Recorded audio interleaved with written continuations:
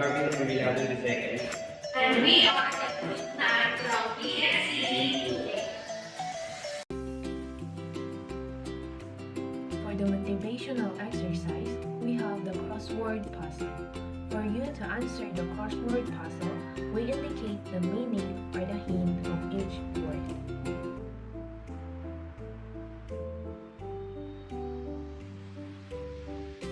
Our topic is chapter 13, entitled Women and Education, Learning Objectives.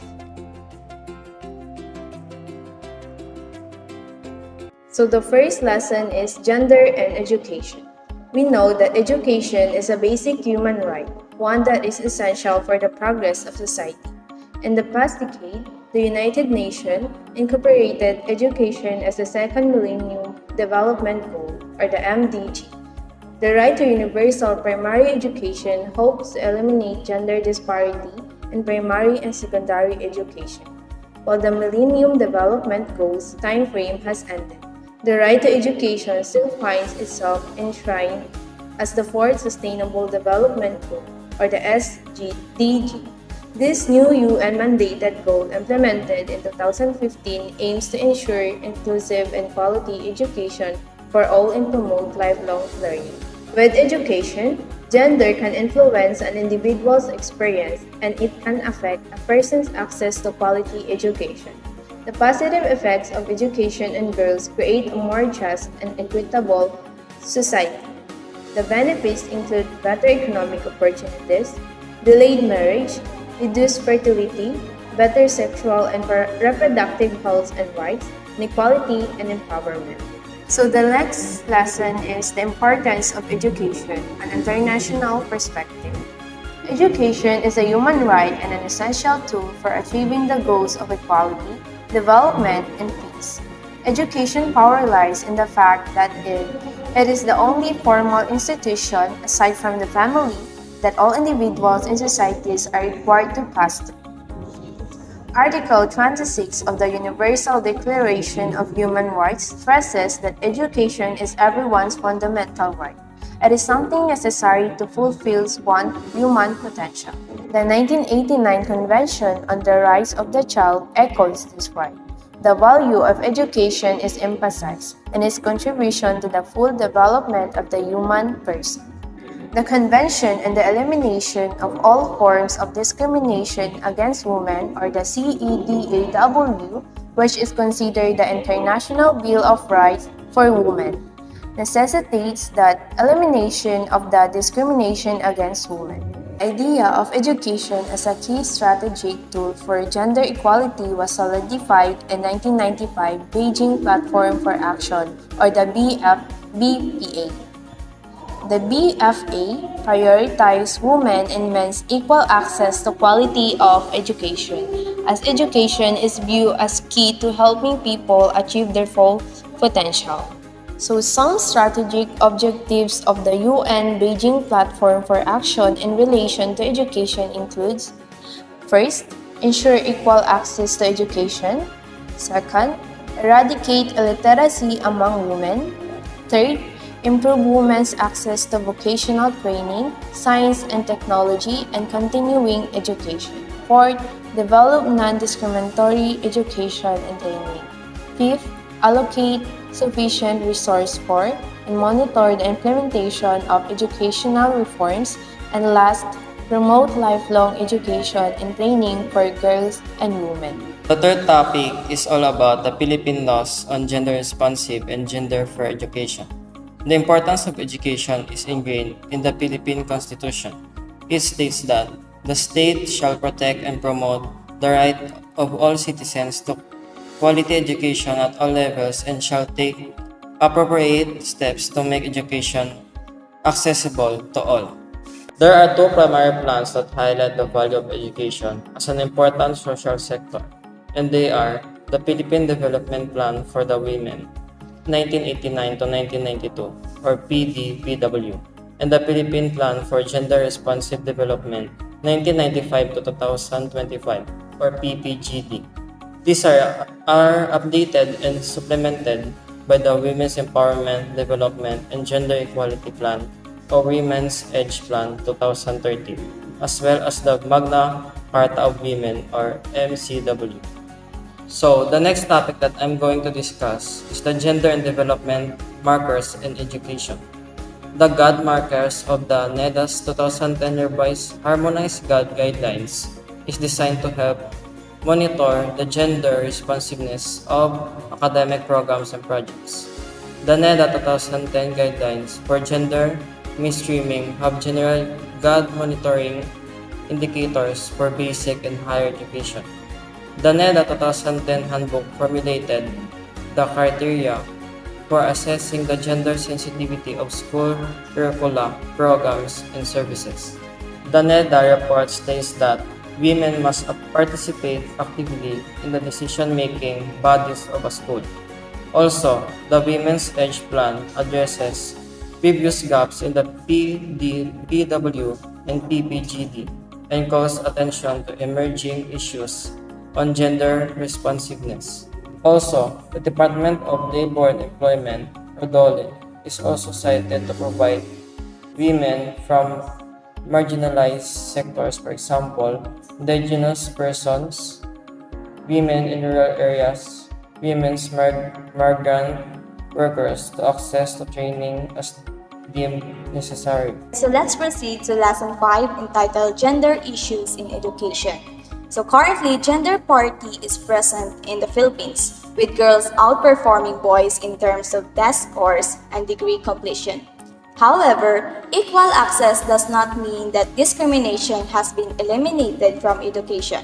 The Beijing more than 20 non-governmental organization report shows that issues surrounding education have more to do with discrimination caused by cultural beliefs and gender biases. Thelma Kentanor, in her 2013 text Gender Concern on Campus and Information Kit for College Administrators and Educators, highlights the gender gaps in higher education. Kentanor believes it is necessary to analyze the quality of education given to women.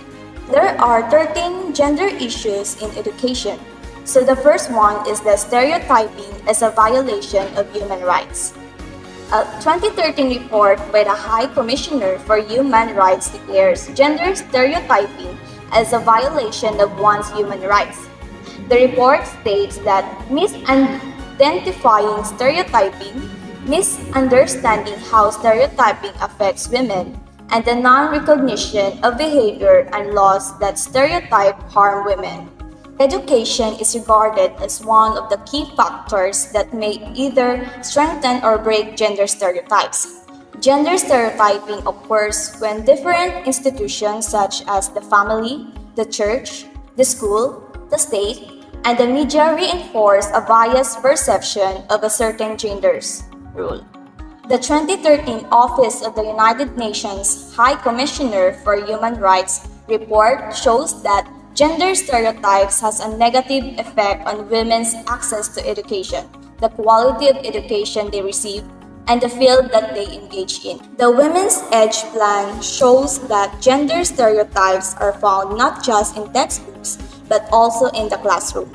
Through teaching strategies, including teachers' use of 6S stereotypes in language and the design of classroom activities.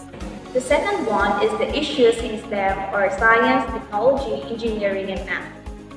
According to the Philippine Beijing more than 20 NGO report, the promotion of women's successes in the fields of science and technology is lacking. Most scientists' various textbooks are male. Science textbooks may not relate to the lived experience of young women and girls, making it harder for them to see themselves in this field. The technologically driven state of society necessitates that women be involved in the creation, development, and the maintenance of technologies. Women need math and science training to have an active role in developing new technologies. So the third one is the non-traditional skills training. Non-traditional skills are vital for women to grab economic opportunities. Given the sex stereotype role of women in the economy, Their jobs in the public sphere are often similar to their reproductive roles at home. So the fourth one is the multiple burdens of women as a factor. Women often have to juggle multiple roles depending on where they are in the society. Women from different sectors also face different challenges to complete their education. Young mothers who have yet to finish schooling have to prioritize the well-being of their child, making the completion of their studies difficult to fulfill. Young pregnant students are also stigmatized in their school, given the taboo nature of teenager and free marital sex in the Philippines. So number 5, the necessity of material support.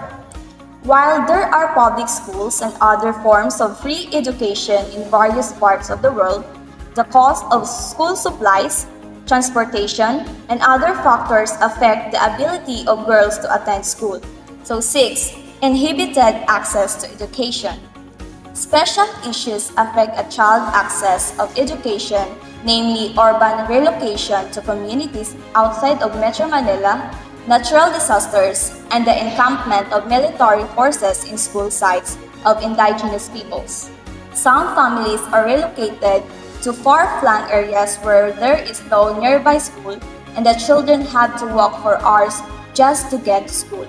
Girls' access to education is also affected by natural disasters and conflicts as these events damage school facilities and cause lack of safety in the area and the shortage of teachers. Similarly, schools of young IPs have been used for encampment for military forces. Number 7, sexual and reproductive health and rights.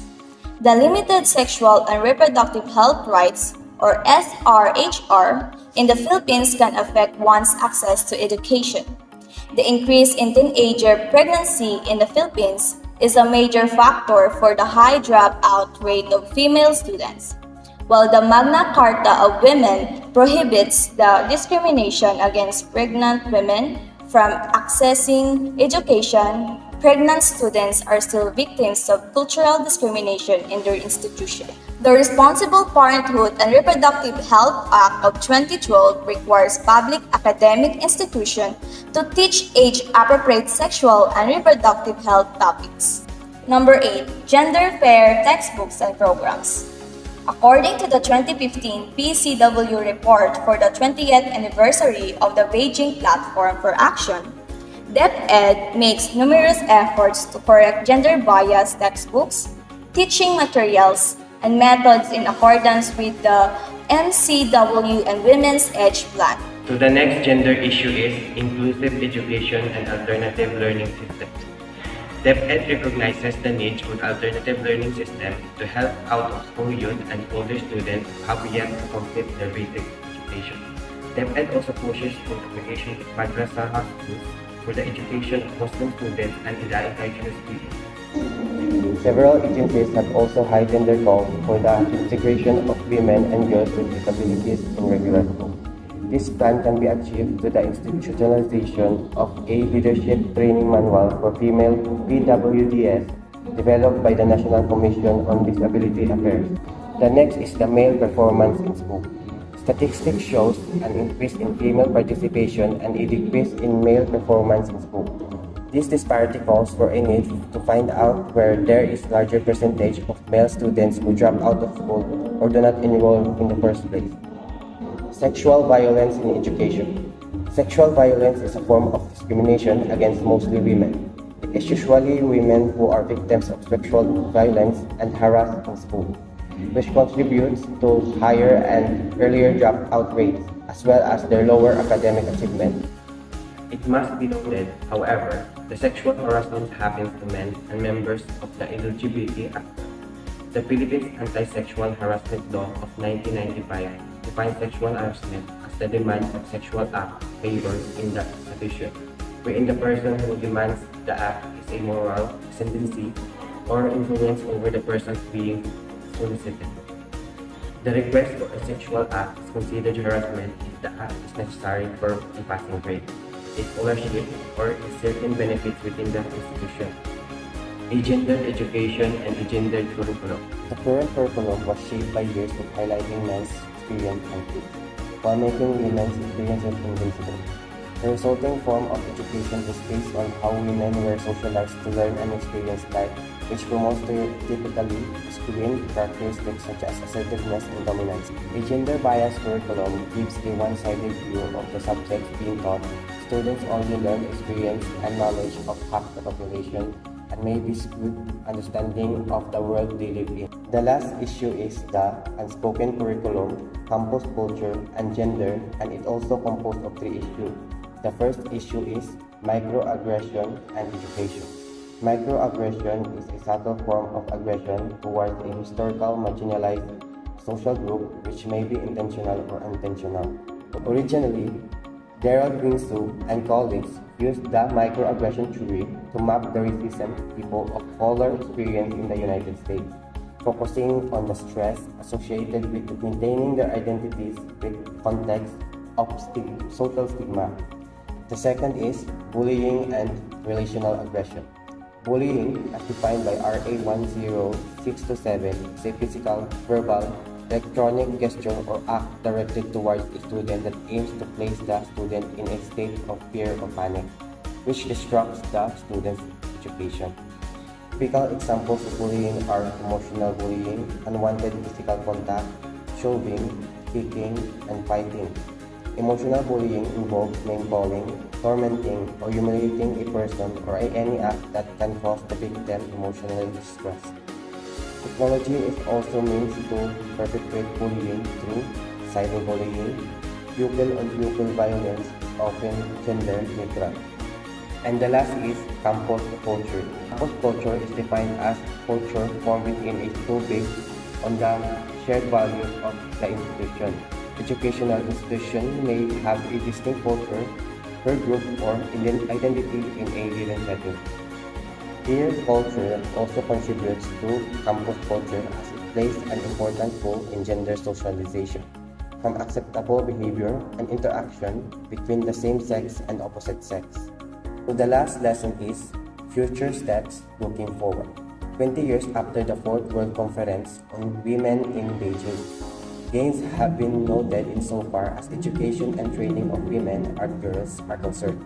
Women have received gender parity in education in most countries across the globe.